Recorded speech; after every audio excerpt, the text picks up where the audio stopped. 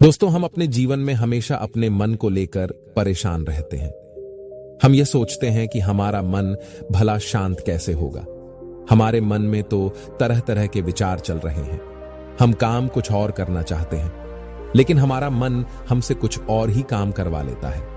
इससे पहले कि आप अपने मन को शांत करने का प्रयास करें, यह जानना जरूरी है कि मन का व्यवहार शांत होने वाला है ही नहीं।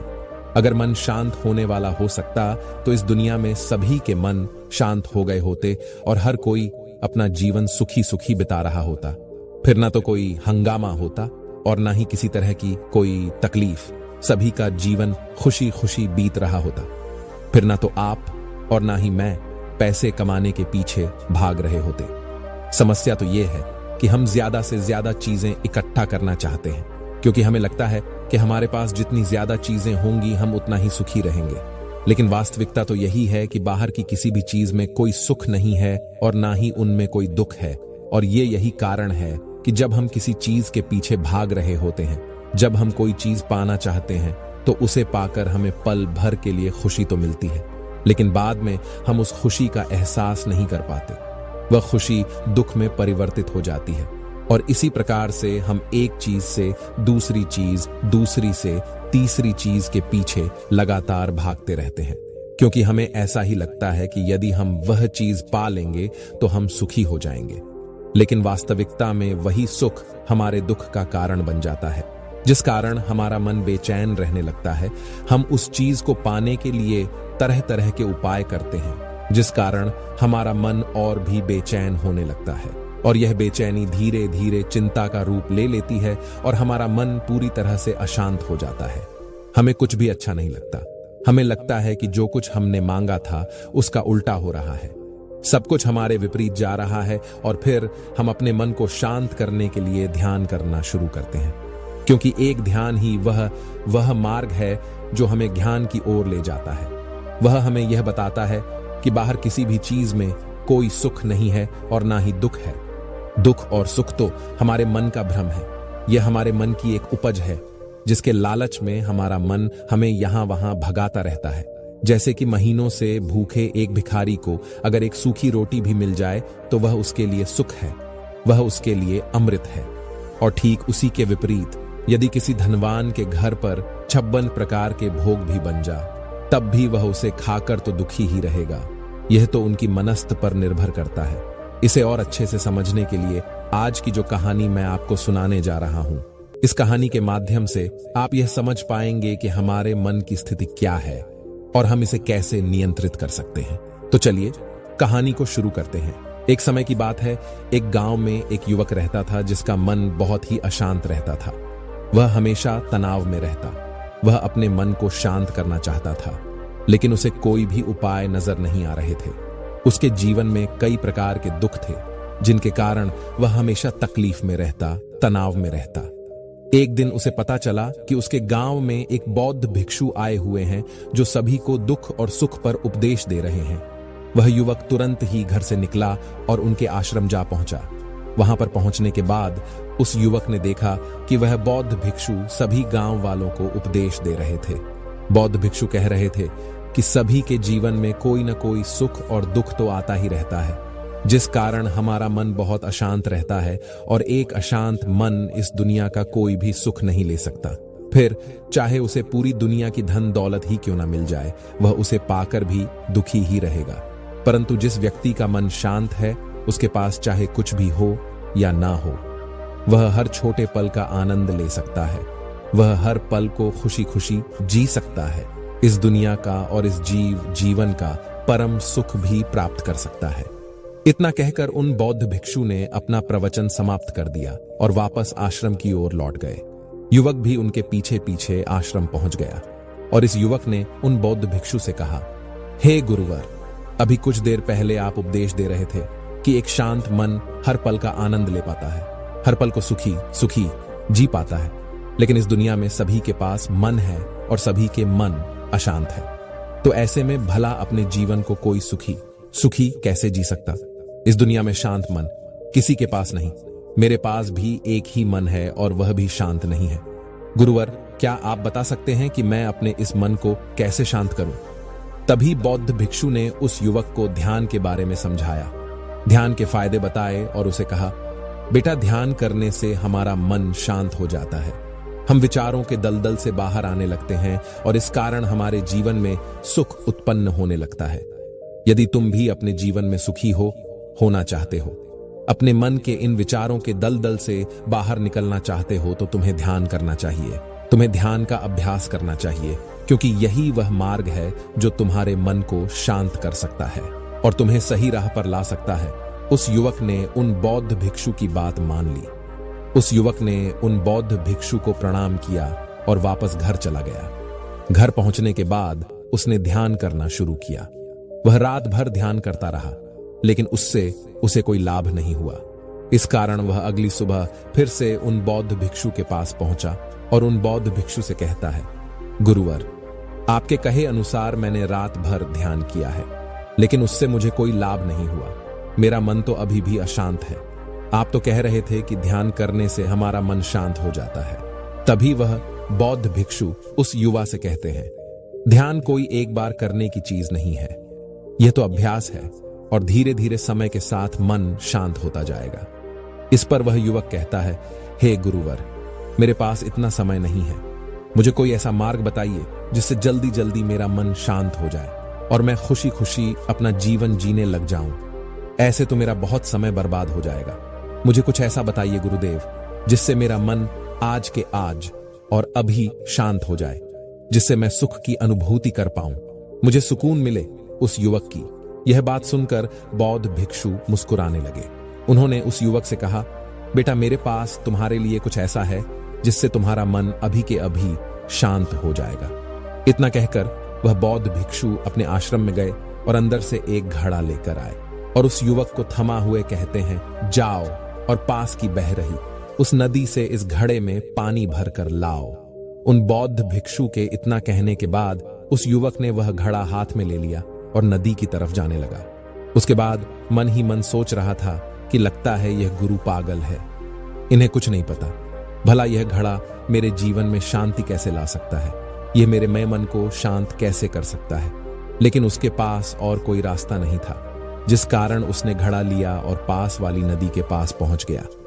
उसने उस नदी में से उस घड़े में पानी भरना शुरू किया, लेकिन जैसे ही उस व्यक्ति ने उस घड़े को नदी से बाहर निकाला तो उस युवक ने देखा कि उस घड़े के चारों ओर छोटे छोटे छेद हैं, जिससे पानी तेजी से बाहर की ओर निकल रहा था।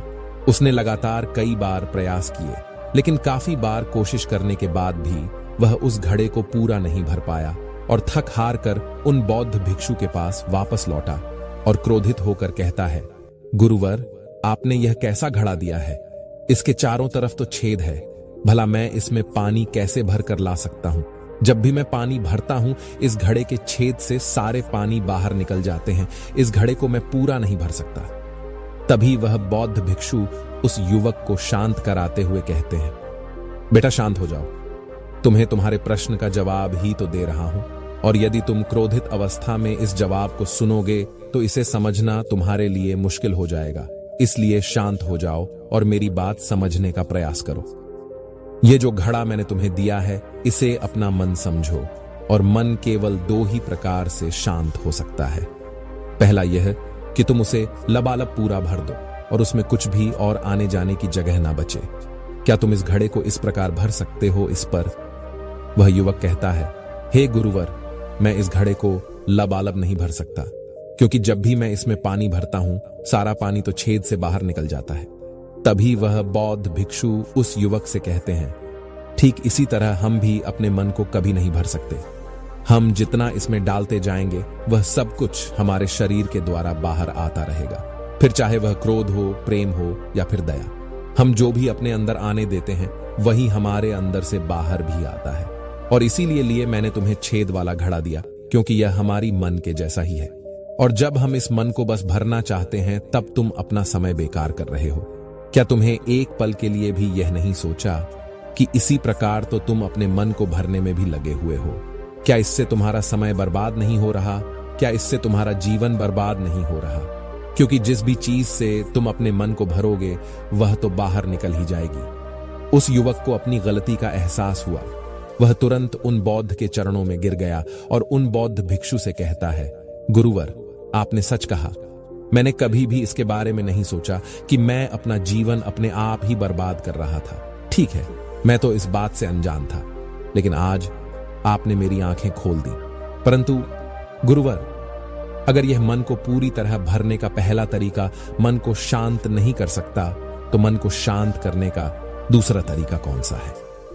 गुरुवर मुस्कुराते हुए उस आदमी से कहते हैं, दूसरा तरीका है कि अपने मन को पूरी तरह खाली कर दो। इस पर वह व्यक्ति कहता है, गुरुवर, आप ही मुझे बताइए कि मैं अपने मन को खाली कैसे कर सकता हूं? तभी बौद्ध भिक्षु कहते हैं, बेटा, यह तो बहुत ही सरल है। बाहर का कूड़ा अपने भीतर मत जाने दो। इस प्रकार तुम्हारा मन अपने आप ही खाली हो जाएगा। वह व्यक्ति कुछ देर सोच विचार करने के बाद बौद्ध भिक्षु से कहता है, हे गुरुदेव, यह कैसे संभव है? जो भी हम देखते हैं, सुन हैं, वह हमारे मन में ही तो जाता है, वह हमारे भीतर की ओर ही तो जाता है। फिर मैं उसे कैसे रोक सकता हूं? इस पर बौद्ध भिक्षु मुस्कुराने लगे और उस युवक से कहते हैं, बेटा, मैं तुम्हें यही तो समझाने का प्रयास कर रहा हूं कि मन को केवल ध्यान से ही जीता जा सकता है और एक दिन ध्यान करने से कुछ नहीं होने वाला। हमें इसके लिए समय देना होगा, हमें इसके लिए धैर्य रखना होगा, इसका निरंतर अभ्यास करना होगा।